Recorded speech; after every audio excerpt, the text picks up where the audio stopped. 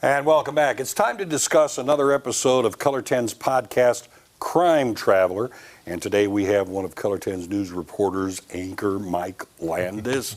Mike, how are you doing? Good. I don't usually sit on the couch. I'm over there usually, so it's a lot more comfortable right here. I like this. So. It's not bad. Come on over anytime. All right. Sounds good. All right. We're eager to hear more about the podcast. But before we get into the conversation, of course, we're going to play you a little clip. So take a listen.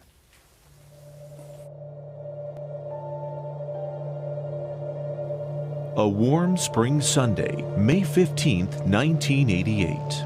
A grandma and grandpa and their 19-year-old grandson are riding their four-wheelers through the tranquil wooded countryside of Taney County, Missouri. It was always kind of unbelievable down here and, in the peaceful quiet of the Ozarks. Lloyd Lawrence and his wife Frankie and Willie were enjoying the outing on the dirt back roads near their cabin. The couple was taking care of Willie, who was paralyzed from the waist down after a car accident.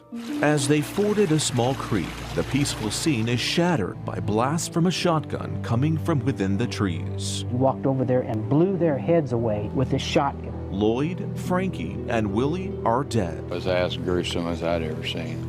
Their bullet-riddled bodies, slumped over their ATVs, were found hours later by the couple's daughter, who showed up for a visit. There was just a trail of blood.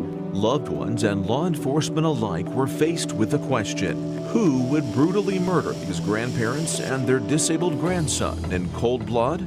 It's a mind-boggling story. Investigators would find the trail that ended in this blood-stained stream was interwoven with crime, drugs, and a feud with an old family acquaintance named Daryl Meeks. Okay, Daryl Meeks. Yes, that's the name. Okay. Yeah.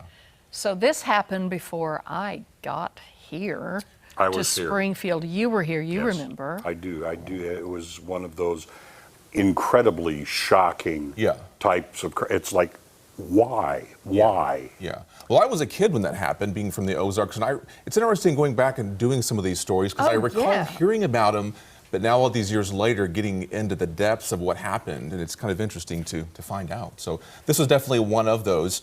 Daryl Meeks, this whole case really was kind of interwoven with a lot of state history. I was mentioning right there, who would murder these grandparents and their grandson? Seems strange, but as most crimes, when you get into them, it's not what they seem. So with this, it was all involved with a drug ring there in Taney County, and the grandfather was the actual target of Daryl Meeks. They were kind of partners in this drug ring. His wife, the grandson, just happened to be at the wrong place at the wrong time right there. So a lot of those investigators say it was one of the most gruesome crime scenes they'd ever seen. I mean, they've seen a lot of stuff in their life, and this is one that really stuck with them.